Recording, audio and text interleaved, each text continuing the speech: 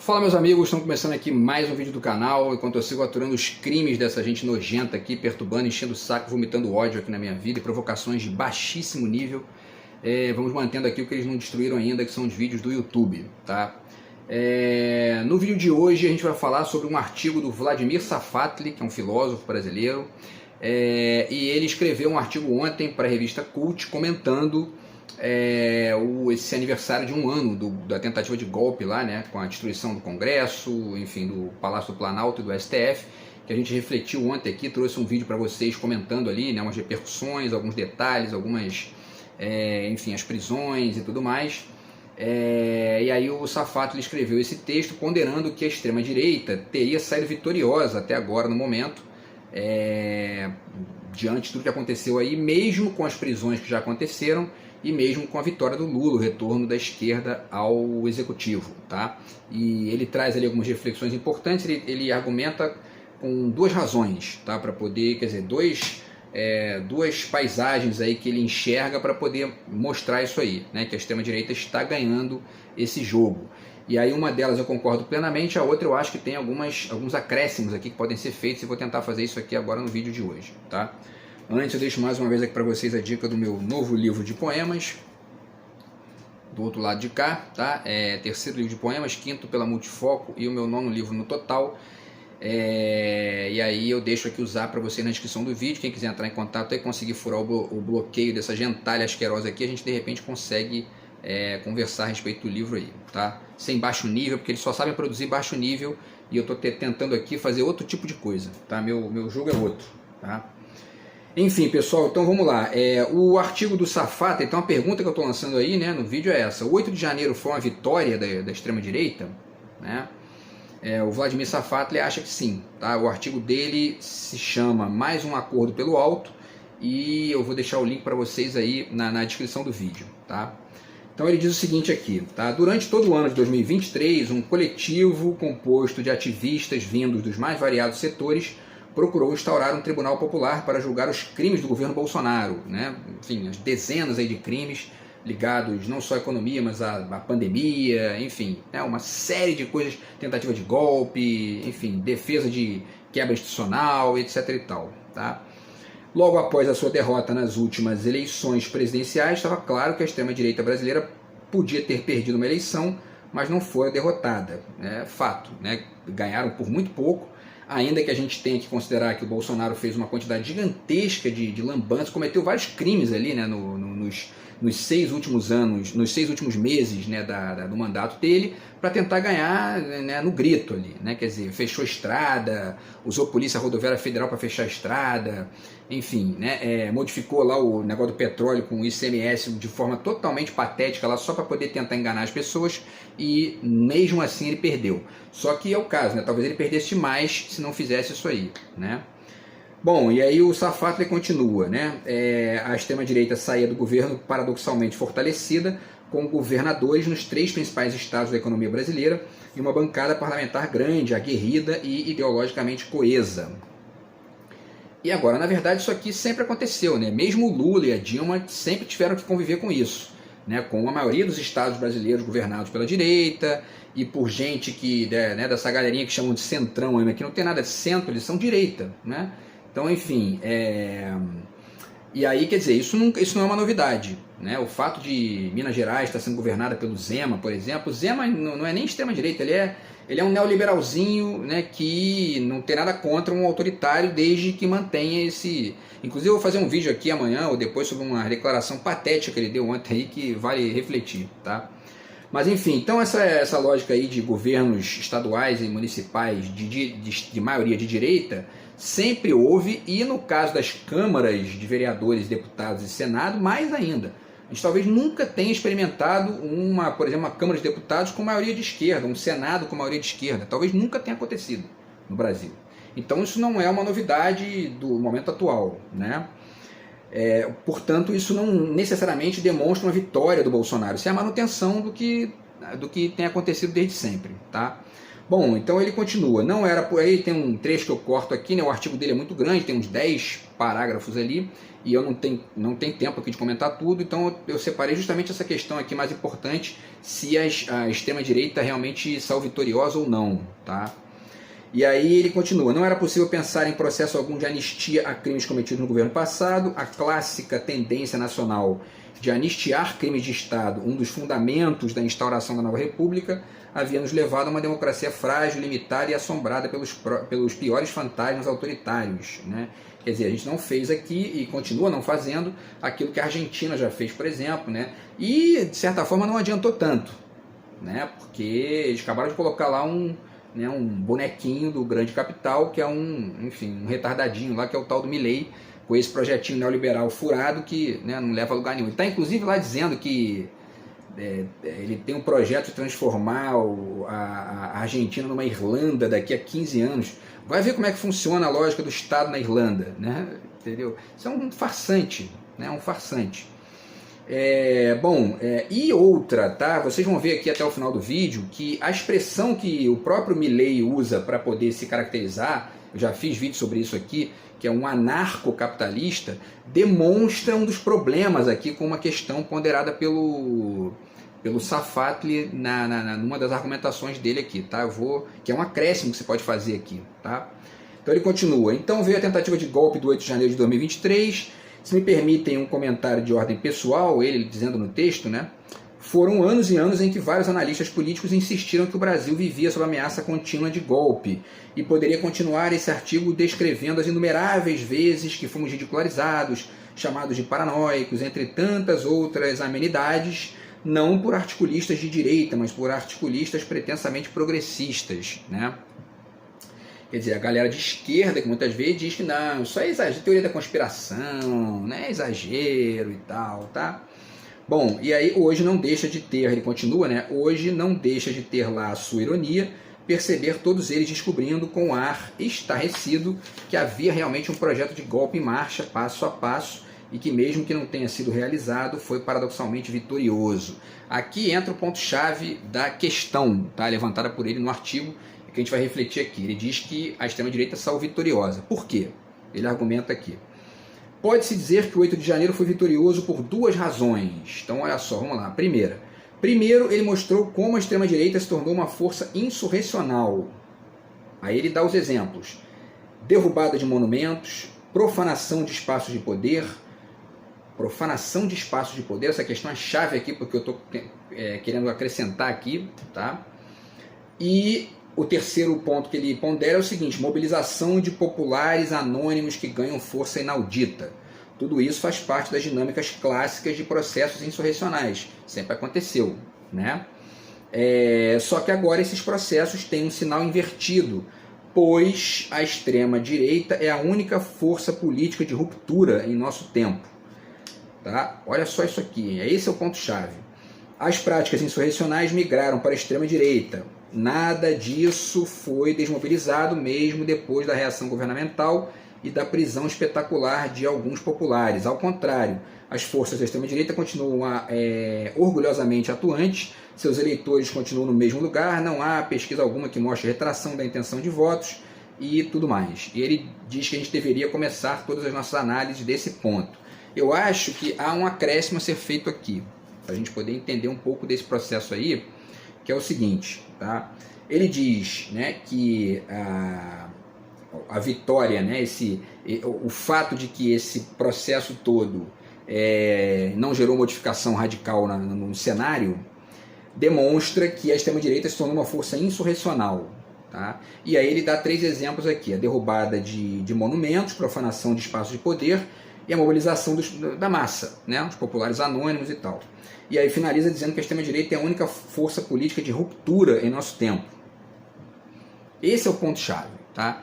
Primeiro, eu acho que a gente tem que primeiro distinguir extrema-direita brasileira de extrema-direita dos Estados Unidos. Tá? O Trump, por exemplo, quando ele ganha, o que ele faz? Ele aumenta ali os impostos das empresas estrangeiras, protege a economia local, protege o emprego local. O Trump o republicano nos Estados Unidos, ele é um patriota no sentido radical do termo, né? E aí ele gera o quê? quando ele chega no poder. Ele gera, por exemplo, perseguição a imigrante, ele gera, né, enfim, protecionismo local na economia, etc. e tal. A extrema-direita brasileira é muito diferente disso. Ela não gera nenhum tipo de protecionismo econômico, nem proteção do emprego, nem patriotismo nenhum. Muito pelo contrário, ela aumenta, né, a pobreza, aumenta a fome, aumenta a desigualdade econômica, aumenta o desemprego, aumenta a miséria, né? E isso é muito, essa distinção aqui que eu estou traçando entre o Trump e entre o Bolsonaro e Paulo Guedes é fundamental para entender o fato de que nenhuma, assim, mesmo o Trump, né, ele não está ali rompendo com nada, né? Pelo contrário, ele está ali, na verdade, protegendo a sua economia local. Então é importante a gente ponderar isso também, porque, tá? Os 3 exemplos que ele dá aqui, a gente tem que refletir isso aqui, para ver o porquê que há um problema em entender a extrema-direita como uma instância de ruptura, tá? Então vamos pensar aí, tá? O primeiro exemplo que ele dá é a derrubada de monumentos. Eu lembro aqui o livro do Caetano, está aqui, o Verdade Tropical, quando ele fala, né, até mesmo na música lá, né, da Tropicália e tal, a derrubada das estátuas, e derrubar estátuas e tal, quer dizer, porque isso é uma, tendencialmente, é uma característica dos movimentos insurrecionais, revolucionários, etc. e tal. E quando se fala em derrubar estátuas, não é nem só a estátua de concreto, né, são as estátuas muitas vezes linguísticas, as estátuas simbólicas, as estátuas, né, e etc. e tal. A questão é que existe um problema nisso aí, porque quando os bolsominions vão para lá destruir o Congresso, destruir o STF, destruir o Palácio do Planalto, para colocar na mão de um golpista de direita, né, autoritário, conectado com seu bracinho neoliberal, que na verdade é o braço que está ali, ó, né, enfim, manejando marionete, né, porque quem governou mesmo foi o Paulo Guedes e o mercado financeiro, a gente vê que não existe nenhum tipo de quebra de monumento. Se o Bolsonaro recebe, né, se o golpe dá certo, e ele recebesse ali o prédio do STF destruído, o Congresso destruído e o Palácio do Planalto destruído, ele gastava uma prata aí para consertar tudo, botava mais uns 2, ou até mais aí, ministros do STF terrivelmente evangélicos e terrivelmente patéticos, né? E o Congresso também ia ser reconstruído, ia continuar na mão da direita, e o Palácio do Planalto ia continuar na mão de um golpista, e muitas vezes até pior, né? Então qual foi o processo de ruptura que essa quebra de monumento gerou? Nenhum. Não teve nenhum processo de ruptura, tá? E o segundo ponto o segundo exemplo que ele pondera aqui, que também tem de certa forma a ver com essa questão do espaço de poder, com os prédios, né, que foram destruídos, demonstra isso aqui também de maneira muito evidente. Ele fala da profanação de espaços de poder. Uma forma legal de pensar isso é o trabalho aqui do Agamben, né? O Profanações, Elogio da Profanação. Porque a profanação, de fato, não é quebrar necessariamente um espaço de poder, né? Já falei do Hacking Bay aqui, né, no vídeo passado. Quer dizer, se você entrar num caixa eletrônico e cagar lá dentro, talvez seja mais insurrecional do que destruir o Congresso Nacional para colocar na mão do Bolsonaro. Entende? Então, quer dizer, o que é uma profanação de espaço de poder? Né? É preciso entender também o que é espaço de poder. Porque o Congresso, o prédio do Congresso Nacional, está aqui a poética do espaço do Bachelard para ajudar a pensar isso também, né? Ou seja, a ideia de espaço entendida como algo para além do concreto e tal, né? Quer dizer, o prédio do Congresso, o prédio do STF, o prédio do Palácio do Planalto não são necessariamente os espaços do poder destruídos, quando eles são ali quebrados por um bando de golpistas conservadores e neoliberais, e massa de manobra de neoliberal, né? Então, quer dizer, é importante pensar isso, tá? Deixa eu ver aqui, tem mais alguma coisa. Por quê, né? Vamos lá, e aí vamos finalizar. Quando ele fala aqui e o terceiro ponto, né, que é a mobilização das populações anônimas que ganham força inaudita, isso, como ele mesmo diz, é uma coisa que sempre aconteceu. E no caso brasileiro, isso é especialmente especialmente produtor de retrocesso. Lembremos aqui a ditadura de 64, né, que teve lá aquela passeata, né, com a família, com Deus, blá blá blá, quer dizer, que era um bando de anônimos defendendo uma ditadura militar, a instauração de uma ditadura militar, né? Então isso também não é ruptura de nada, isso, né, pelo contrário, é a manutenção ali, porque a troca entender essa ideia de espaço como algo para além do concreto ajuda a perceber uma série de coisas, né? Por exemplo, né, o fato de que você, né, enfim, quebrar o Congresso Nacional e reconstruir e colocar na mão do mesmo grupo, isso não quebra, na verdade, nada, né? Isso é apenas até ali muitas vezes é um produtor é um falsete, né? Que dá a ideia de que algo está sendo alterado, quando não tem nenhuma alteração. É muito como funciona a estrutura do governo dos Estados Unidos. Fica parecendo que tem uma alternância de poder quando não tem nenhuma alternância. Democratas e republicanos é tudo direita, né? Não existe alternativa ali, né? E a gente compreende as causas históricas disso, mas o fato é que há que se apontar isso aí. Não tem... Né? Qual é a quebra quando o Biden ganha do Trump, ou enfim, do republicano? Qual é a quebra que há ali? Nenhuma, não tem quebra nenhuma, né? Não tem ruptura nenhuma, tá? Então, pessoal, e aí eu chego no ponto-chave da questão, tá? Para finalizar aqui, para a gente chegar aqui no segundo ponto que ele pondera, mas a reflexão mais importante que eu acho que deve ser feita aqui é o seguinte: ele diz que a gente deve começar a nossa análise desse ponto, né? Ou seja, de entender esse caráter insurrecional da extrema-direita, que é o único que existe hoje, né? Ele diz aqui, a extrema-direita é a única força política de ruptura em nosso tempo. Eu acho que a gente deve, no Brasil, começar a reflexão por apontar que o bolsonarismo, especialmente o bolsonarismo, e os seus braços neoliberais e tal, mas especialmente o bolsonarismo, ele não é a única instância de ruptura que existe. Ele é a chave para entender a ausência de ruptura da direita brasileira. Certo? Por quê? Argumento da seguinte forma: o Bolsonaro, ele não existe nenhuma ruptura com a produção, né, com as bostas que eles fazem, na verdade, né? O que há é um simulacro. Já fiz aqui vídeo falando que o Bolsonaro é um plágio de baixo nível, é um plágio cínico, tá? Então, deixo aqui a ponderação do Baudrillard, tá? E também a ponderação do Sloterdijk com o Crítica da Razão Cínica, tá? Por quê? Vocês lembram que num dos últimos vídeos aí eu fiz uma reflexão falando sobre a questão do rosto, da máscara e da plástica, né? Que a máscara seria um exemplo de espetáculo do Debord.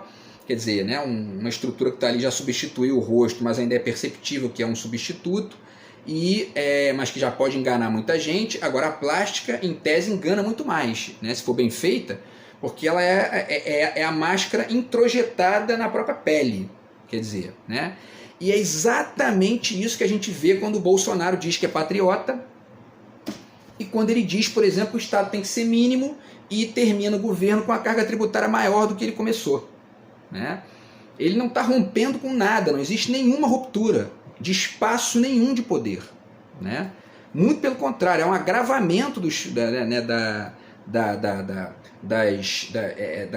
desigualdade econômica, né? E da ausência de diversidade, tá? E aí, nesse aspecto aqui, tá? eu pondero para vocês o seguinte, tá? Por exemplo, né, isso também, esse simulacro, essa estruturinha que eu vou narrar para vocês agora para finalizar a reflexão, de rosto, máscara, plástica, é evidente essa estruturinha de simulacro na expressão anarcocapitalismo que o Milley usa lá para poder, enfim, forjar ali um aspecto de ruptura em algo que é a manutenção do poder na elite econômica. Certo? Na elite retrógrada econômica da América Latina. Então, assim, não existe nenhuma ruptura, não existe anarco nenhum. Anarco por quê? Porque ele pega lá uma serra elétrica, fica gritando igual um boneco Chuck lá. Quer dizer, qual é isso? A violência, muitas vezes, né, da mesma maneira que o Mandela e o Gandhi venceram uma guerra sem dar um tiro, você pode perder a guerra matando todo mundo, né? Ou ali fingindo que você é o matador, que você destruiu tudo.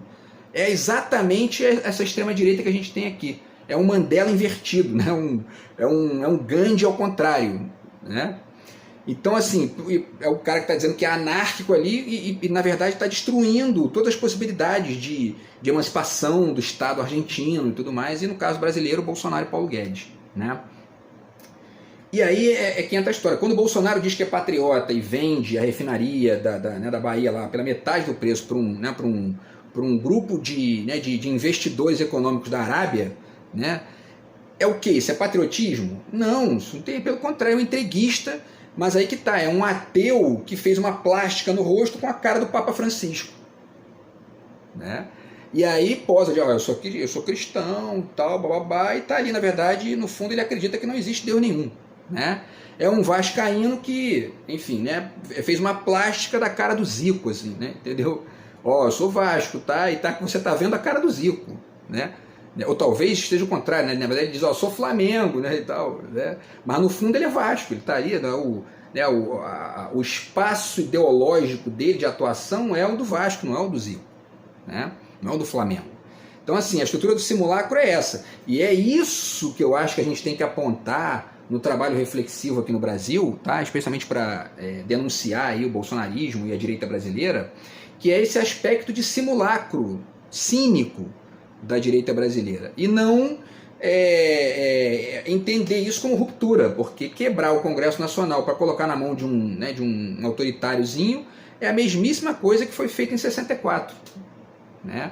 Ou seja, aí que entra um ponto chave aqui, né? É a elite do atraso, tá? Ainda que a gente possa pensar aqui em alguns aspectos aí problemáticos de usar a palavra elite aqui para essa gente, né? Porque a gente tem, né? Se você estuda, faz um doutorado, um pós-doutorado, você não deixa de estar ali fazendo parte de uma elite, né? Uma elite intelectual, né? Que teve acesso ali a um conhecimento mais amplo e tudo mais. Agora, porque existe uma diferença, né, entre, né, o Nicoleles e a tal daquela japonesinha lá, bolsonarista, que é uma negacionista. Porém, a expressão atraso aqui que ele está usando é perfeita, é excelente para poder mostrar que, na verdade, não existe nenhum tipo de ruptura no comportamento da extrema-direita e da direita brasileira. Pelo contrário, eles são, na verdade, revolucionários conservadores, né? Portanto, são um simulacro. Certo? Eles são, né, anarco-retrógrados, né? Talvez seja uma boa expressão aí para eles, tá? Então, pessoal, a questão é essa, né? Na extrema-direita, né, isso que parece uma força insurrecional por conta da violência, de quebrar o prédio do Congresso Nacional e blá blá blá, isso na verdade é a rebeldia aí é a plástica invertida, né? É a plástica como inversão aí do rosto, tá? Então, quer dizer, é um conservador que colocou ali, né, né, como é que a gente pode dizer isso aqui? De repente, aí sei lá, é o Bolsonaro com a cara do Che Guevara, né? Ele fez uma plástica ali para poder parecer o Che Guevara e fica falando, né, blá, ó, eu sou revolucionário, vou mudar tudo, e coloca o Paulo Guedes lá. Por isso, inclusive, que eu tenho dito aí que, né, o pessoal está chamando o Bolsonaro de fascista, né, até com uma certa razão por conta de algumas atitudes autoritárias, mas fascista nem isso ele é. Porque o Mussolini, o Hitler jamais teriam um ministro da economia entreguista como Paulo Guedes, né, um bonequinho dos Estados Unidos e blá blá blá. Tá? Então a realidade que a gente tem no Brasil hoje aí é exatamente essa, né? O rosto dos extremistas é conservador, né? A máscara, a plástica é revolucionária, né? E tem um terceiro elemento também dessa brincadeira toda aí bizarra, né? Que é o seguinte, tá? Há um ventríloco, tá? Um ventríloco lá no boneco Chuck na Argentina e um ventríloco do Bolsonaro, do Paulo Guedes aqui no Brasil, que é exatamente o modelinho neoliberal dos Estados Unidos, que o Safatli cita no final do artigo dele, tá? Então, quer dizer, há um simulacro, uma plástica invertida, né? E ao mesmo tempo eles são marionetes de uma outra, quer dizer, ainda existe um outro aspecto aí, é um simulacro do simulacro, né? Que é os Estados Unidos vendendo a ideia de que está aqui defendendo o Brasil do comunismo e das forças retrógradas da esquerda, quando no fundo os retrógrados são eles, o atraso vem na verdade deles, tá? Então é isso, tá, pessoal? A reflexão foi essa, tá?